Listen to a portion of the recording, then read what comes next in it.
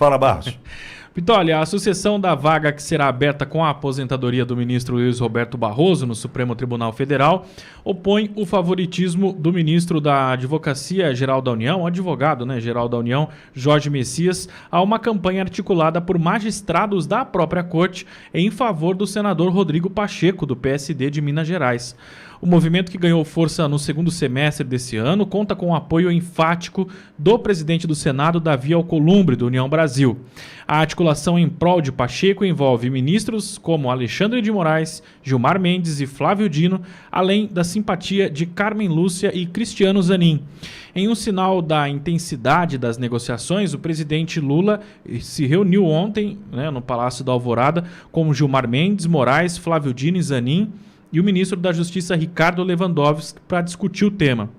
As tensões que levaram a essa disputa se acentuaram já nas últimas semanas, ou pelo menos no último mês, durante uma crise gerada pela decisão do governo de buscar na Justiça a reativação de um decreto que elevava as alíquotas do Imposto sobre Operações Financeiras, o IOF, após o Congresso Nacional ter derrubado a medida. Por orientação de Lula, a AGU, comandada por Jorge Messias, protocolou uma ação pela constitucionalidade do decreto que, naturalmente, posicionava seu titular como o principal interlocutor do governo junto ao STF. No entanto, um grupo de ministros passou a defender que o senador Rodrigo Pacheco assumisse essa função. Então, há a preferência de Lula por Jorge Messias. Pelo lado do STF, a preferência é de Rodrigo Pacheco. O movimento coincidiu com o Fórum Jurídico de Lisboa, organizado pelo Instituto de Gilmar Mendes, onde Pacheco foi palestrante em um painel com Alexandre de Moraes. E foi nesse evento que magistrados e congressistas sugeriram o nome do senador para atuar como interlocutor entre os três poderes na crise do IOF. Mas o presidente Lula manteve a tarefa com Jorge Messias e o ministro da Fazenda, Fernando Haddad. Naquele período, magistrados expressaram reservadamente a sua insatisfação com a qualidade do diálogo com o Palácio do Planalto. As queixas incluíam um sentimento de desprestígio no processo de indicação para vagas em tribunais e a sobrecarga da pauta do STF com impasses políticos. O ministro chegou a afirmar em julho à Folha de São Paulo que faltava interlocução de alto nível e que os recados de descontentamento com o governo acabavam recaindo sobre Jorge Messias. Apesar da preferência dos ministros por Pacheco, a avaliação no governo é de que Jorge Messias é eficiente e discreto, e a sua imagem junto à corte se fortaleceu após a sua atuação em defesa do STF e de Moraes diante das sanções financeiras impostas pelo governo Donald Trump. O chefe da AGU colocou a estrutura do órgão à disposição de Moraes à época para questionar a aplicação da Lei Magnitsky e orientou a contratação de um escritório de advocacia nos Estados Unidos, o que fez com que as resistências ao seu nome diminuíssem, embora a preferência por Pacheco permaneça. O senador, por sua vez, consolidou-se como um dos principais interlocutores do Judiciário durante sua presidência no Senado. E aí tem o ministro Alexandre de Moraes, que já tem relatado, segundo a Folha de São Paulo, a interlocutores que mantêm encontros semanais com o senador, frequentemente em jantares que também contam com a presença de Davi Alcolumbre. Foi de conversas de Pacheco com Moraes e Gilmar Mendes que surgiu a primeira proposta no Congresso para reduzir as penas dos condenados pelos ataques de 8 de janeiro, como uma estratégia para conter as pressões por uma anistia ampla, geral e restrita. Olha de onde que começou essa conversa. O apoio de Pacheco tornou-se explícito quando Gilmar Mendes anunciou em agosto que o senador era o seu candidato. Você vai se recordar, nós falamos sobre isso aqui. Ele afirmou a Mônica Bergamo que a corte precisa de pessoas corajosas e preparadas juridicamente e que Rodrigo Pacheco era o nosso candidato, completando que o STF é jogo para adultos. Isso o Gilmar Mendes disse há algumas semanas. Então, após deixar a presidência do Senado, Pacheco iniciou um foco aí na sua atuação em temas jurídicos, como a presidência de uma comissão para atualização do Código Civil. Nós já tratamos sobre isso aqui. Seus apoiadores também destacam a sua defesa do resultado das eleições de 2022. Para finalizar, ainda assim, os aliados do presidente Lula apostam no favoritismo de Jorge Messias, citando que o próprio presidente elogia o AGU com combatividade, inclusive falando sobre a lealdade e considera muito o titular da AGU e diz que ele está maduro para a função. Na avaliação de interlocutores do Planalto, caso houvesse um veto a Messias, o ministro do Tribunal de Contas da União, o Bruno Dantas, teria ainda mais chances do que Pacheco. Então o Pacheco seria um terceiro colocado ali.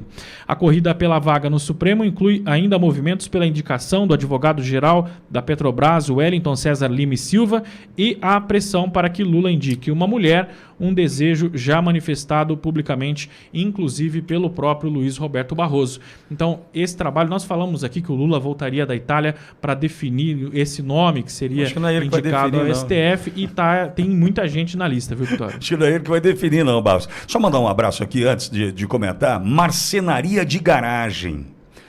Vitória, acabei de me transformar em membro do canal Auriverde Brasil no YouTube para ajudar vocês a fortalecer a nossa direita no Brasil.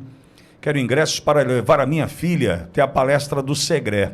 Marcenaria de Garagem, muitíssimo obrigado. São pequenos gestos que vão sim fortalecendo o nosso trabalho por aqui e agradeço por demais. Bogô, toda notícia trazida pelo Barros só me faz crer que tá tudo errado. Quando entra o Bessias porque isso, o Pacheco porque aquilo, porque não sei quem, não sei da onde.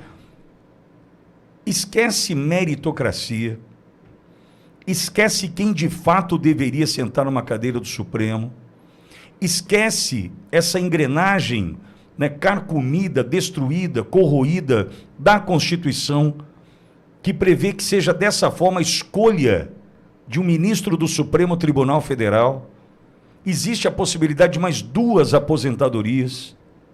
Imagina como está o bastidor agora, sendo que a escolha de fato não é por merecimento, meritocracia, é por politicagem, é quem é contra a anistia, quem me ajudou na questão da sanção da Magnitsky, é a podridão deste sistema no Brasil. E outra, hein? Tá todo mundo exposto, hein, Bogo? Todo mundo sem vergonha, sem nenhum pudor.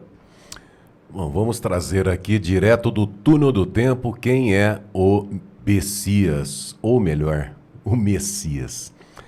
Messias, ele trabalhava em 2016, né, quando havia investigação da Operação Lava Jato, pela 13ª Vara Criminal de Curitiba, tendo à frente o juiz Sérgio Moro. Então, o juiz Sérgio Moro, e teve o vazamento ali de uma conversa da Dilma com o Lula, que ela tinha nomeado o Lula como ministro-chefe da Casa Civil, mas não tinha dado posse.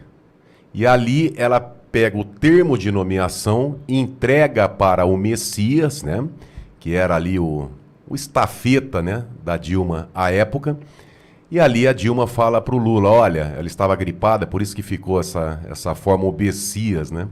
E ela falou, olha, o Bessias vai te entregar o termo de nomeação, se você precisar, né, faça uso desse termo. Ou seja, se ele fosse preso, o Lula, ele apresentaria o termo de nomeação como ministro-chefe da Casa Civil, portanto não poderia ser preso, porque tirava a competência da vara comum, né, da primeira vara de Curitiba, e passaria para o Supremo. Uma manobra, né, típica daqueles filmes de máfia, de crime organizado. Pitoli, eu entrei com uma ação popular à época. Foi a 2ª liminar a sair no Brasil, impedindo a nomeação do Lula como ministro-chefe da Casa Civil aqui no município de Bauru. Nós conseguimos essa liminar, depois várias liminares no Brasil, até que foi para o ministro Gilmar Mendes. E naquela época, né, que o Gilmar Mendes ele era contra a cleptocracia, que ele dizia que perseguia ladrões, bandidos, enfim, hoje ele mudou de lado ali, hoje ele atribui, né, a eleição do presidente Lula ao Supremo, né? Essa mudança de jogo. Mas naquela época a história era outra. Bom, por que eu estou trazendo, direto do túnel do tempo, o trabalho do Bessias ou do Messias? Porque, como eu disse ontem aqui na rádio, missão dada é missão cumprida. Eles não vão colocar o Pacheco. Você sabe por quê, Pacheco? Ó o cheiro que eu estou sentindo, ó. Não é da comida do Barros. Eles não vão colocar o Pacheco? Pacheco não. Por quê? Ó o cheirinho, ó. Traição, Pacheco. Porque você tem cara de traidor. Mas se os ministros do Supremo querem o Pacheco... Não, mas o Pacheco tem jeito de traidor. Mas Lula não está na mão dos caras do Supremo? Mas ele precisa de alguém, missão dada, missão cumprida. Eles precisam de alguém como o Zanin, que foi advogado, precisa do ministro extremamente... O poder em Brasília, ele leva muito em consideração o que a pessoa tem guardada. Por exemplo... Histórias para contar. Histórias para contar. Por exemplo, será que o Dino tem algum fato para apresentar em relação às imagens do Ministério da Justiça no dia 8 de janeiro? Será que tem? É uma notícia interessante. Nós gostaríamos de saber se ele tem aquelas imagens, né? Como que foi o convencimento do Lula para indicar o Flávio Dino. Entendi, né? perfeito. Uma situação muito importante. Boa. E o Pacheco, Pitoli, tem cara de traidor, tem jeito de traidor. Então, eles prometeram para o Pacheco uma vaga no Supremo. O Pacheco acreditou, se vendeu para o regime, só que agora o regime não pode indicar o Pacheco. É assim que eu analiso. Óbvio. Por exemplo, naquela questão das decisões monocráticas, que o Pacheco quis dar uma resposta ao Supremo e pautou... Isso aí está na conta, uma né? cutucadinha, né? Só que o que cutucou, dançou, é isso? O que acontece? Eles estão analisando quem seria mais fiel ao esquema, ao regime. Quem seria mais fiel? O Bessias, que era aquele que levava o termo de nomeação para o Lula lá atrás, né? Imaginam que esse cara não sabe, para chegar nesse ponto, de guardar um termo de nomeação para entregar para o Lula somente se ele precisasse usar para se furtar da aplicação da lei penal? Lembra, ministro Gilmar Mendes, Alexandre de Moraes? Era isso que dava cadeia lá atrás, né? Pelo menos é o que está no Código de Processo Penal. Mas, enfim, quem que o Lula vai indicar? O Bessias, que é fiel aos seus padrinhos políticos, ou o Pacheco, que seria fiel ao Senado? Então, a análise que eu faço é que o Lula enxerga no Pacheco um possível traidor do regime que poderia assumir e com medo da Magnitsky e dos seus interesses, ele mudar de lado. Então, numa dessa, a preferência do governo pela indicação do Bessias. Mas isso aí é gostoso de ver, porque, sendo concretizado, é óbvio, tem uma disputa de interesses lá, porque o Senado prefere o Pacheco, porque ali um sabe o que o outro fez no verão passado. Imagina para o Pacheco virar presidente do Senado, como é que não foram as conversas? Essas conversas retornam agora, voltam, ó, você lembra daquilo lá? Lembra daquilo que eu fiz, tal? Então há um interesse do Senado no Pacheco e há um interesse do regime no Bessias. Sendo o Bessias o escolhido, o Pacheco vai ficar com aquela cara, né, de papelão dele. Mas, e outros nomes vão aparecer, o cara da Petrobras, cara não sei da onde e tal. Eu acredito que o Lula vai bancar o Bessias. Eu acredito que ele banque. Não tem como. A pessoa, para entrar nesse cargo, ela sabe que ela estará sob investigação da seção 301 dos Estados Unidos. Ela sabe. Já entra devendo na praça. Já entra já com o rabão preso. Sim, sim. Então, além de ter o rabo preso, porque tem que passar por uma sabatina do Senado e ali tem que bater em gabinete, né, pedindo, implorando, enfim, tem todas as negociações. Lembra a JBS? Quando os irmãos lá comentaram como é que era a indicação desses ministros, né, que ligava para um que devia favor. Então, além desses favores que existem, né, o ministro, ele já entra, o indicado, ele já entra sabendo que ele será investigado e provavelmente será penalizado. Então precisa de uma pessoa, mas com muito rabo preso. O rabão tem que estar assim, mas preso mesmo, não tem chance de escapar. E ali, se eles colocarem o Pacheco, ele cheira, né, a frouxidão, ele cheira a traição.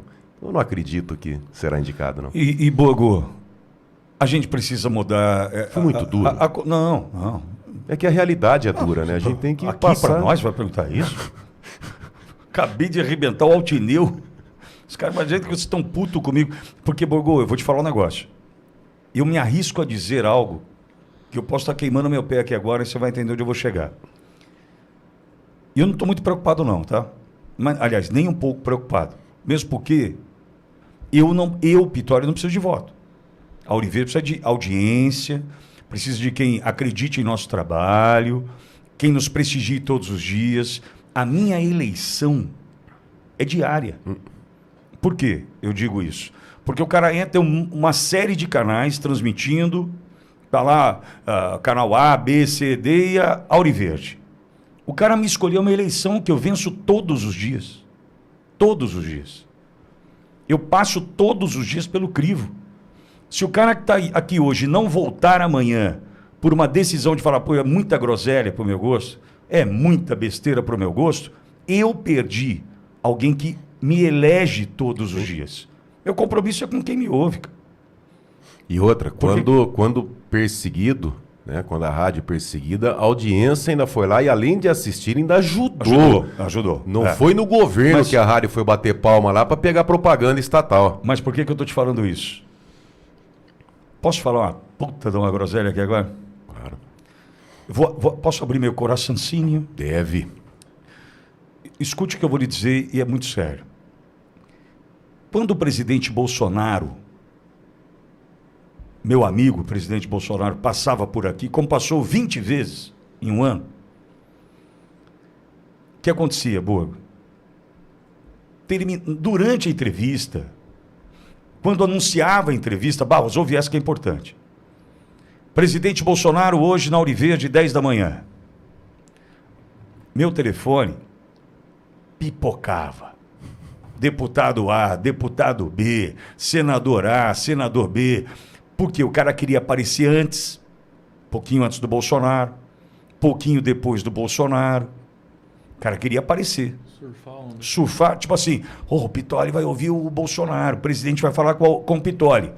Eu não vou dar nome aqui, acho, aí é desnecessário, tá? Um dia, se precisar, eu falo. Acho que agora não. A carapuça vai servir um monte aí.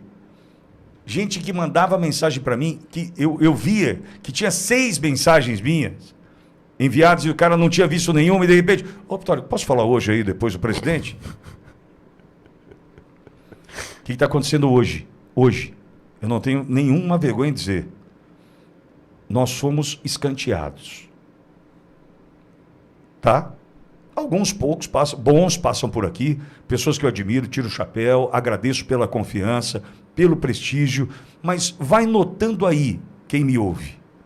Muitos que passavam por aqui chegavam em função das entrevistas do presidente Bolsonaro. Será que é medinho ou desprezo? Não, é desprezo. Desprezo? Desprezo. Nossa. Desprezo. E vou dizer, é o desprezo que estes hoje têm pelo preso Bolsonaro. E que sabem que ele continuar preso é bom para os caras. O presidente está ouvindo a gente agora, tenho certeza. Presidente, antes, quando o senhor passava por aqui, o pessoal, Pitoli, deixa eu falar na Auriverde, O senhor agora está aí preso e não pode conversar conosco. Sumiu a turma, presidente. Sumiu a turma. Mas como é que esses caras vão se manifestar também e defender o presidente e criticar o regime? Não pode. O cara que é do PL, vice-presidente da Câmara, tem tem caguinho na caixa. Então, mas por que eu estou dizendo isso aqui? Estou fazendo uma fala, é um desabafo, para você entender o seguinte. Os caras vão... Porque a Auriverde, a voz da direita, aparece o Borgo e o Pitoli em entrevistas na Veja, na Folha, foto, a voz da direita, Pitoli lá do lado do Bolsonaro. Esses caras estão dando graças a Deus do presidente estar preso, infelizmente, porque vão usar do nome do presidente para buscar a eleição. E, num determinado momento, já pedi para o Luizão ir anotando cada desprezo. E não é por vingança. Não é por vingança. Mas por memória. É para mostrar o seguinte, ô bonitão, quando o presidente foi preso, você sumiu da Auriverde. Você não falou mais comigo. Não manda recado, não responde mensagem, não fala, opa, vamos entrar ao vivo. Você não tem noção do que o Luizão sofre nesse sentido.